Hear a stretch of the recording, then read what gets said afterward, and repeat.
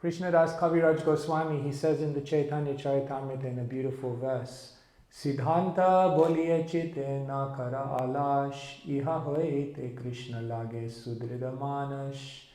He says, when it comes to discussing philosophy, na kara alash, don't be lazy. Discuss it from all angles of vision, debate it.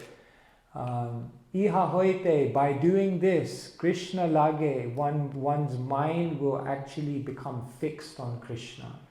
So when the intelligence becomes strong, then it's much easier to fix the mind on Krishna. And therefore we are going to be picking different subjects for debate. So we want all of you also today to come a little bit out of your devotee identity and look at it from another point of view and see what questions may come up. And today we'll have with us Narada Prabhu. Hare Krishna. I was going to say thank you for being very brave, but I'm thinking maybe I should be applauded for being brave to respond to Narada. But he's going to open up a field or a subject of debate today, and then we're going to have a little bit of a discussion. So without me going on and on, we'll hand over to Narada to open up our debate for today. And all of you at any time, if you want to come in and ask a question, if you want to come in and help me out, then feel free. Or if you have some other query, then it's very interactive. Does it sound okay? Are you happy with this? Comfortable? Okay, good.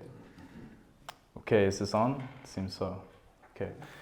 Hare Krishna Maharaj, Hare Krishna, dear devotees. So the topic that I want to bring up today is about rules and regulations, right? So we all know that religion is associated with being strict, being disciplined. There's many different rules that you have to follow in order to practice organized religion. So I'm just curious, why, what is the purpose of that? Why so many rules? Well, for example, do you appreciate that there are rules when you're driving on the road? Yeah. If you don't, just go to India and then you find out what the alternative is.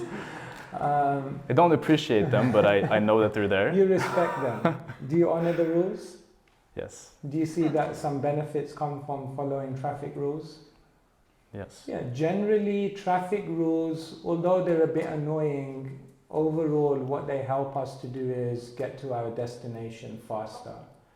If there were no rules, there would be chaos and we'd ultimately be slowed down. So there is a sense in which in life, restricting things, is this battery going? It's okay.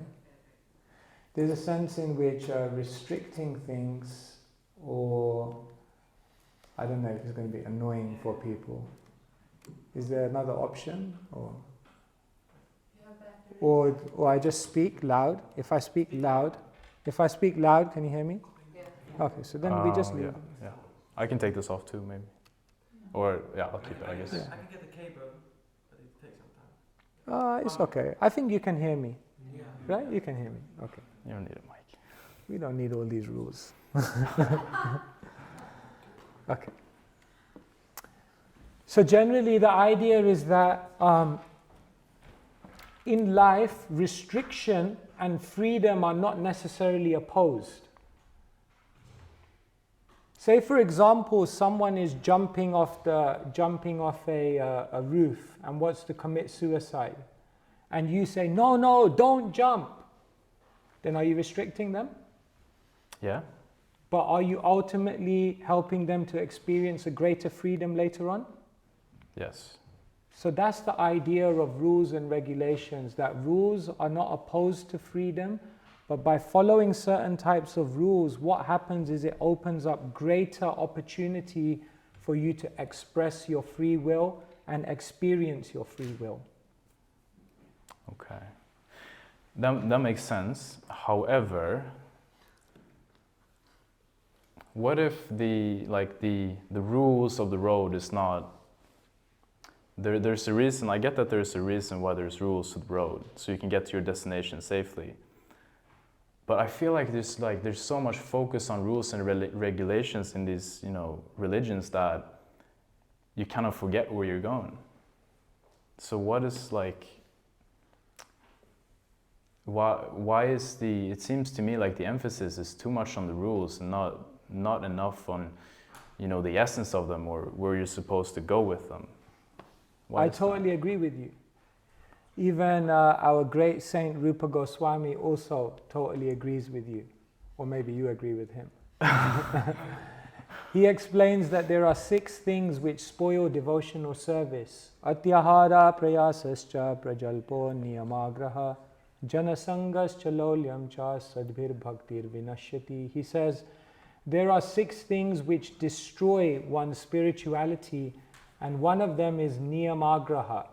Now the interesting thing about this thing, niyamagraha, is it has a double meaning. Niyamagraha on one side can mean neglecting the rules and regulations. And he says on another side, niyamagraha can mean accepting the rules and regulations as the all in all and losing sight of what the ultimate goal is. So basically, when it comes to rules and regulations, you can go off the road on both sides. If you neglect it, you go off the road. And if you hold on to it so tightly that you miss the actual purpose of it, then you also go off the road. So the idea is that we accept the rules and regulations not as the all in all, but as a useful lifestyle which then takes us to our spiritual goal. Yeah, that makes sense. But like, who gets to decide what the rules of the game are? It seems to me like, you know, anyone can just kind of go and make up their own sort of religion. As long as they're charismatic enough, people will sort of go along with it. But like, who gets to make the rules? So in the ancient Bhagavatam, there's also another famous verse, Dharman tu shakshad bhagavat pranitam, that the ultimate guidelines for how to live the most progressive life are given by that person who created the world. Naturally, anyone who knows, or the inventor of something, is the person that can tell you how best to utilize that thing. That makes sense, right? If you buy a gadget in the world, then generally the company that made the gadget also gives you an instruction manual. Now, you don't look at the instruction manual and say, well, who authorized them to give all these instructions? Why should I believe them? No, it's natural. They invented it and the instruction manual comes in the box, so you accept those as authorized. So similarly, it's said that this world was created by God, let's say at least theoretically, and therefore naturally then God is the person who can give the best guidelines. And those people who then represent and represent to the world what God outlines as the best way to live, they become authorized to guide people into what rules and regulations will help them lead the most progressive life.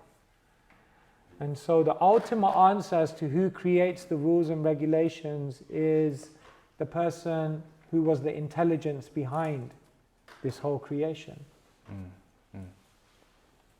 But how do we know which one of the major world religions is right? Like, then you have all these different rules and regulations, and they all differ from each other a little bit. So how can you know? And they're all sort of like specific. They have their own sort of thing. They all say that they're right. So how do you know? How can you tell which one is actually the right one?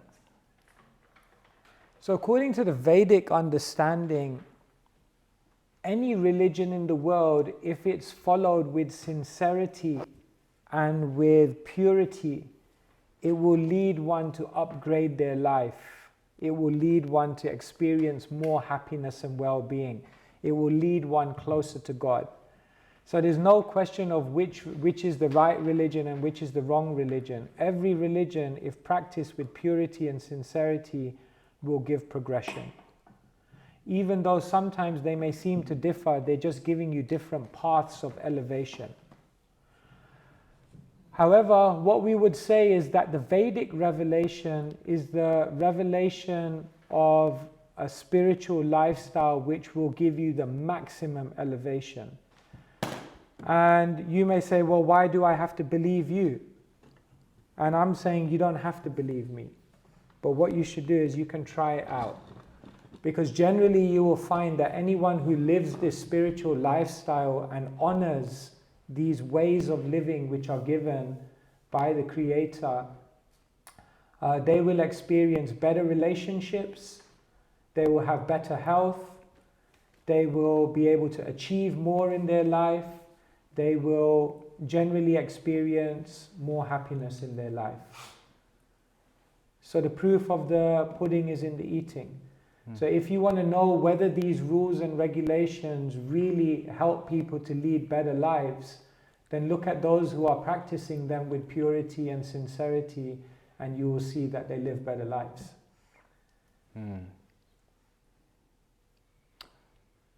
Well, but I've seen people who, like, from the outside, they don't look very, structured, they don't look very put together, so to say. They don't follow like a strict regimen, yet their heart is very pure, and the way that they interact with people seems to be of a very high caliber. They don't get so bogged down into these problems of the mind, of envy, of lust or greed or things like that. But they don't look very well put together. And then there's others who they follow everything, and still it's not much actual progression that you can sort of see tangibly.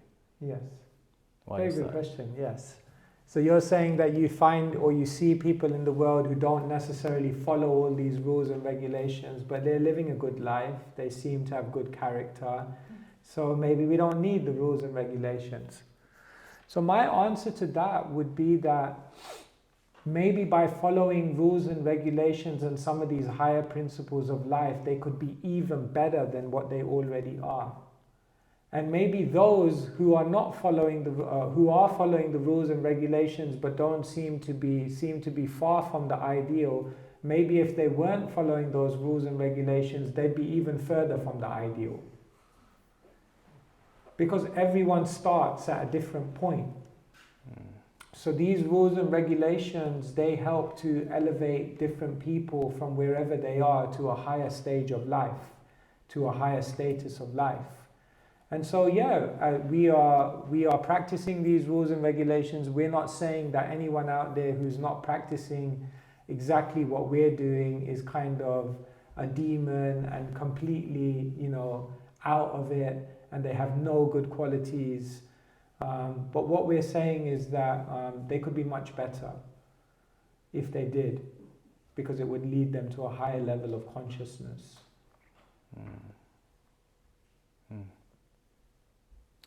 Yeah.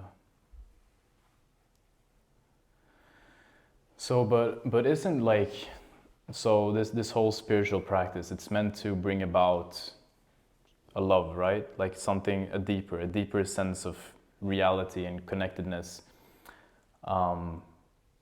that ultimately goes beyond rules and regulations, because rules and regulations kind of like meant to bring you there.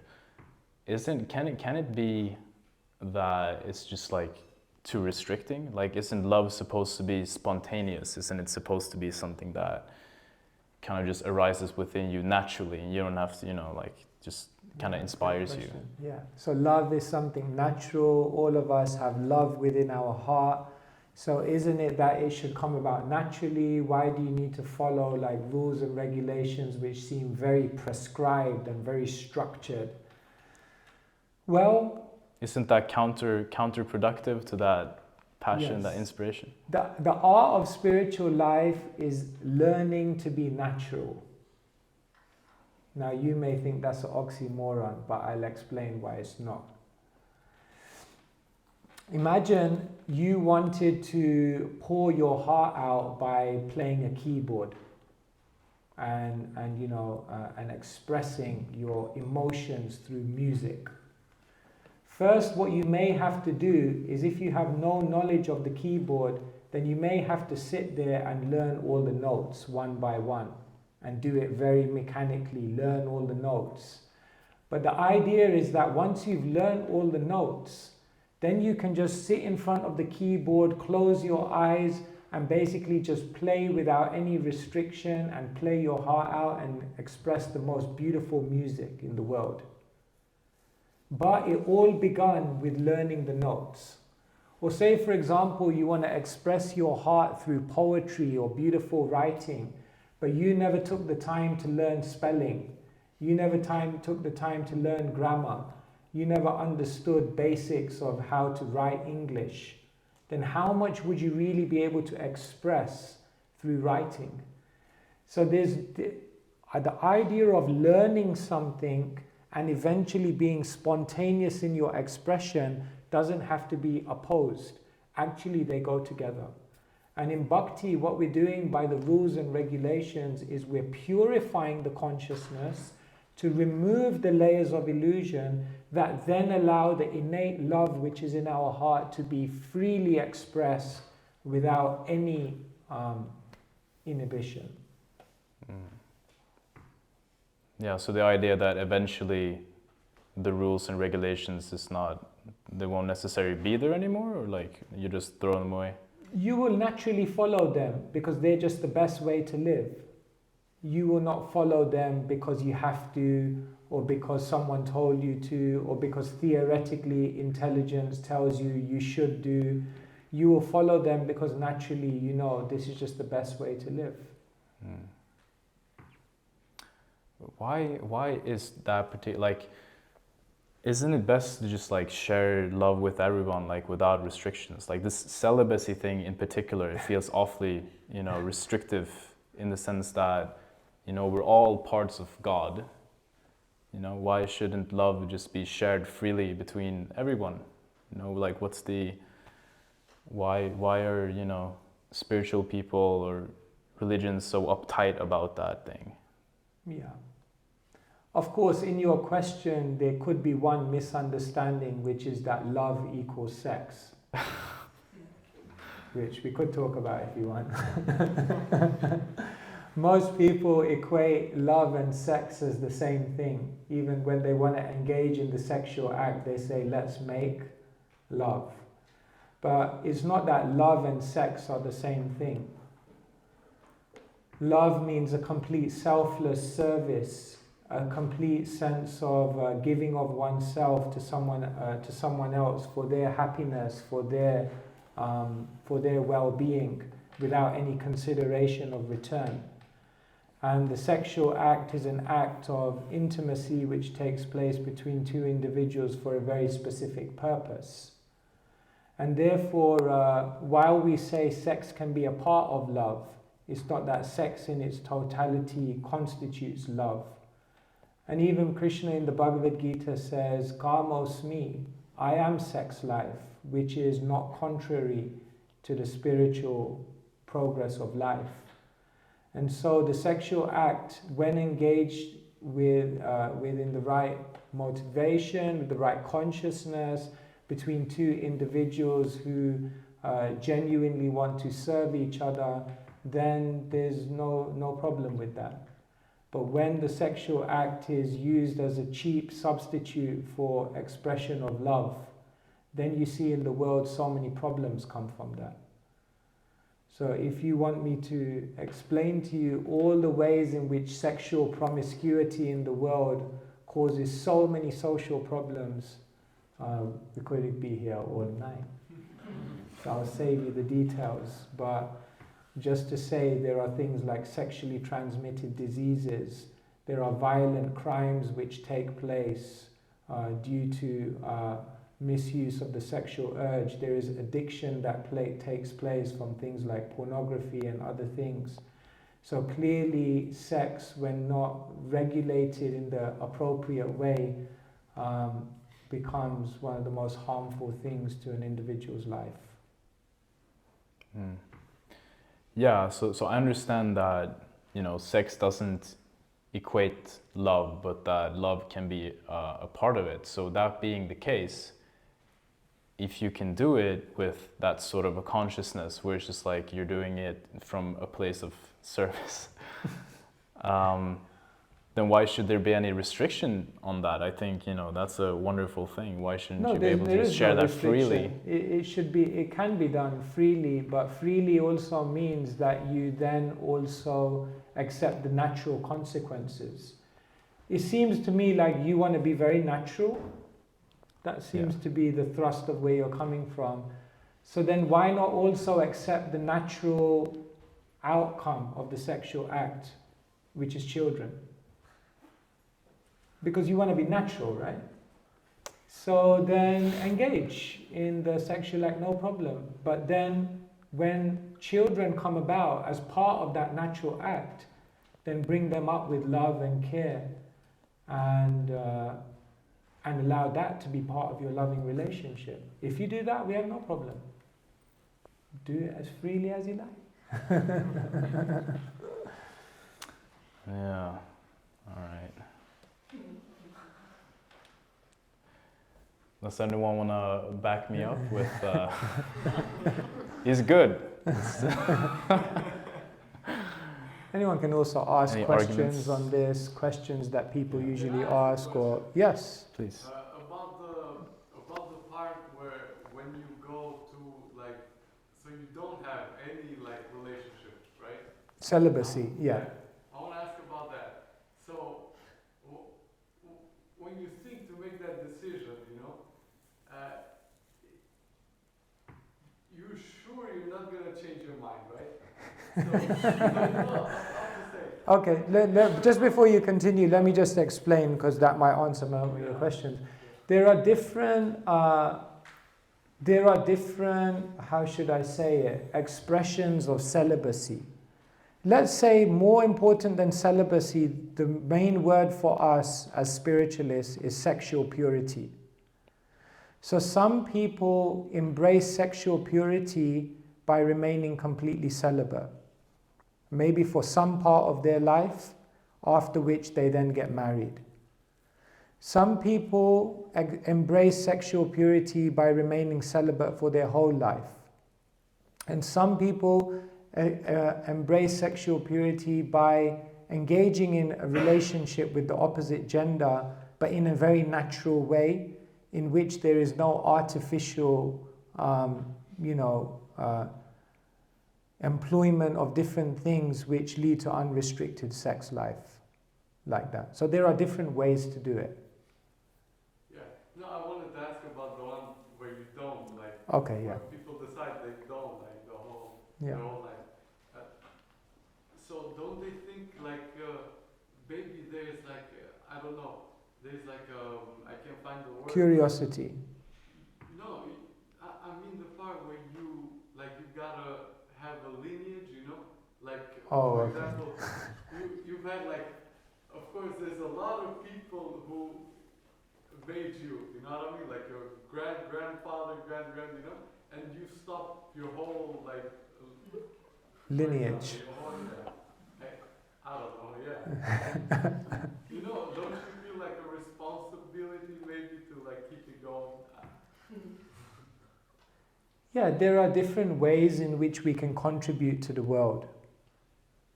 And definitely one of the ways of contributing to the world is to have children, and then to bring them up with very high principles and allow them to continue that legacy going forward into many generations. So that's definitely one way to contribute to the world. No, I don't mean to the world, I mean to like your ancestors. Yeah, to your ancestors even. Yeah, so that's also very... So you keep the family alive. Blood, you know? Yeah. Keep the tradition alive, yes. That's one way of keeping the tradition alive. But another way of keeping the tradition alive is someone may decide not to have children, but rather to dedicate their life in celibacy to service to humanity. And what they do is, although they may not create children who then keep that legacy alive, by their example, by their teachings, by their service to the world, they glorify their lineage and in that way keep it alive. So there are different ways in which you can keep your lineage alive. Is that okay? Yes. And this, okay, sorry. Yeah, go on. You want to comment on that? Yeah, it's also like you can also take a firm vow of celibacy for the rest of your life after you've had a family, and that's what's generally done in Vedic society as well. Yeah, it makes like, yeah, you're good. More to the previous discussion about religions, and how do we know that these books were written by God and not just from people that they also We're actually going to have that debate. That's one of the future debates that we're going to have. So can you hold that question for that debate? Otherwise, we get into that now. Okay, so... Or you want to go down there? no, we can do it. Shami had something to say. It's the rules and regulations, sometimes they're also, at least what I have seen, they're harmful to people, they're oppressing people sometimes, and people misuse them for, you could say, bad purposes, as we already touched, but also that sometimes people, the rules and regulations, the books, with spiritual books, the religious books, they're not based on evidence as science, they're just based on faith, so you could not really, prove them wrong or something, they're just people, it's like they're evil, you could not prove them wrong, they're just, someone could just, but this is the books, what it says, there's just faith, so it's impossible to prove it wrong, because it's to falsify it. Yeah. Okay, so there's a similar question here. We're going to have that debate. You guys are ahead of the game, We're going to have that debate about Vedic scriptures and how do we know they're true and how. So, can you hold that thought and we'll come to that. Yeah. On the principle of rules, the present world is full of rules, and the only thing these rules are used for is to oppress and terrorize and make people suffer and control them, to bring them under their control. I think maybe you do the same.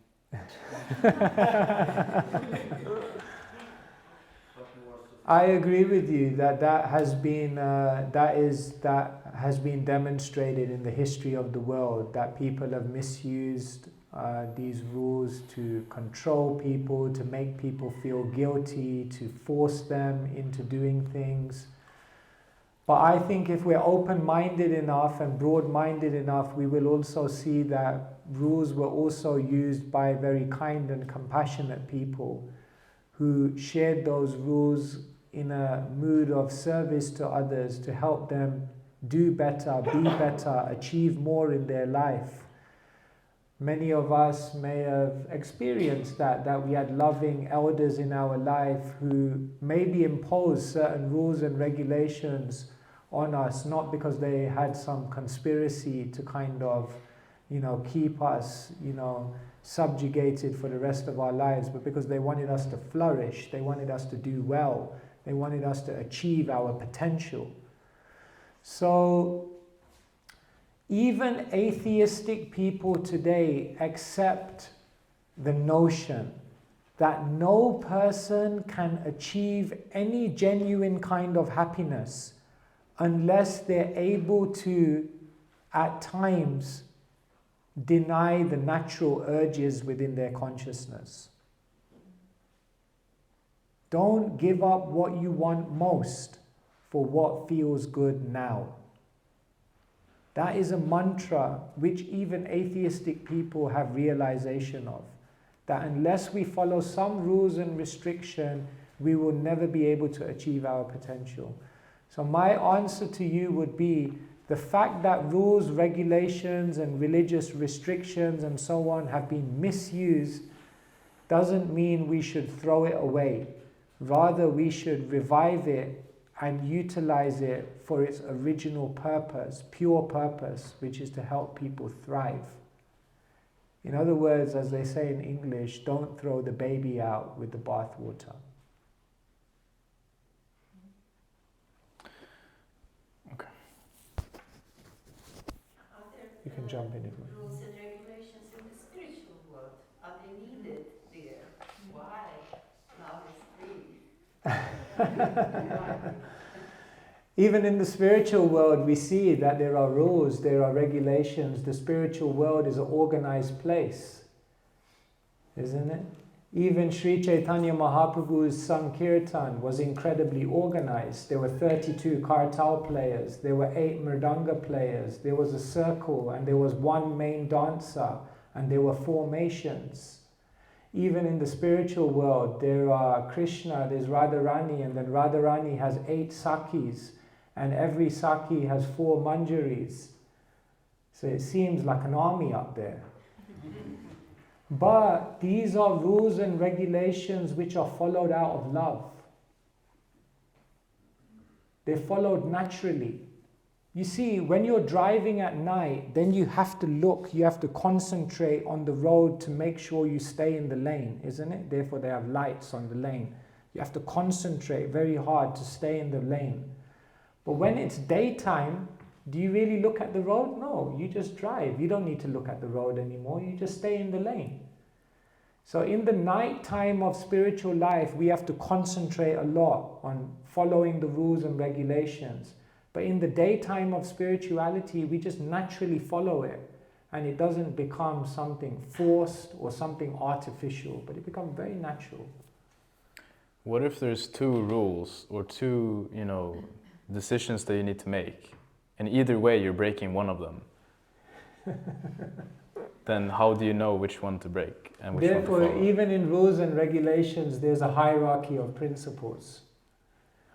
Therefore, in one of the ancient scriptures, it's mentioned, Smartavya satatam vishnur vishmartavya najatujit sarve vidi nishedashyur etayor eva kinkara. Sarve vidi, all the rules and regulations are subservient to one rule and regulation. Always remember God and never forget Him.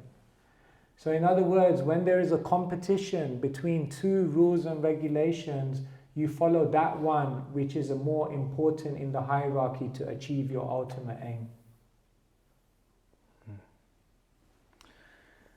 So, yeah. Yes. You were saying that the people who do follow these rules, they are happier and more productive and They have the potential to be. sometimes we do find in spiritual communities, sometimes there is so much friction, and sometimes people also feel, I don't know how to say this, that they feel that the pressure to live up to these things which kind of takes away from this natural, and it has been said that religious people have a tendency to be less forgiving and less kind, and that seems to be an observable fact, which seems to contradict the idea that these people are happier. In genuine spiritual community, there are rules and regulations which are made very, very clear for the benefit of everyone. But then there is human relationships, there is kindness, there is genuine community, there is emotional exchange, there is understanding that humans are weak, that humans make mistakes. And when both of those are brought together, then the rules and regulations can be followed without any of these negative things coming about. And therefore, you're absolutely right. In many of our spiritual communities, people promote rules and regulations, but they don't also give the love and the kindness and the compassion which has to go along with them. Generally, a child is brought up by a mother and a father. Now, of course, gender roles may vary, but generally, a father is the embodiment of discipline. And a mother is generally the embodiment of encouragement, kindness, and nurturing. And both of that combination is required for a child to grow up in the best way. So if we simply give in our spiritual communities a lot of discipline, a lot of rules and regulations, a lot of high ideals, but we don't give love, we don't give kindness, we don't give community, then all of the problems that you're saying are going to come about. So again, the fact that in communities rules and regulations are not nurtured in the right way doesn't discount the fact that they can be powerful if promoted in the right way. So would you say the opposite is also true? Is if you only have the caring and 100%. nurturing and Yes, without the 100%. That would also then be what imbalanced. What happens then? Then we come with a community where they lack spiritual purity, they lack actual genuine spiritual experience and divine connection, because principles of purity have not been honored and promoted. Yes. So you spoke about love between people, love, sharing love from the heart. And so how if this love is to the same sex person? So how do you see about homosexuality and how, especially in spiritual communities or in let's say in ISKCON, our community, how do you see about this? Moving swiftly on to the non-controversial questions. Okay, so how does ISKCON view homosexuality? Very good question. Actually, ISKCON is a diverse society, and on certain social issues there is not one standard approach and one standard response and one standard way of responding to these things. So homosexuality is one of those issues. Within our society we have different, you could say you have liberals and you have conservatives. And they each take a different approach to certain social issues, and specifically something like homosexuality. So within our movement you will find certain communities where homosexuality is accepted as just like heterosexuality is also unnatural in the highest spiritual sense, because any form of physical attraction to another body is unnatural because we're spiritual beings.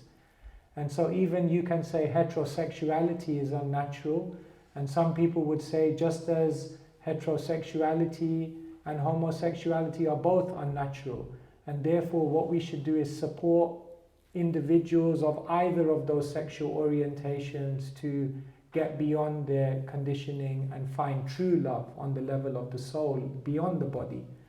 So there are some communities in which homosexual or heterosexual, there will be no difference in the way those individuals are received and guided. But there are other communities within our movement where it may be felt that heterosexuality is something which has more opportunity to be channeled in a spiritual way, whereas homosexuality doesn't have certain opportunities to channel it in a spiritual way, and therefore it would be more discouraged amongst other parts of our movement. So we can just say that there is a diverse response to homosexuality. But the ultimate thing we realize is that homosexual or heterosexual, ultimately it's about getting beyond physical sexuality and rather entering pure spiritual exchange of love.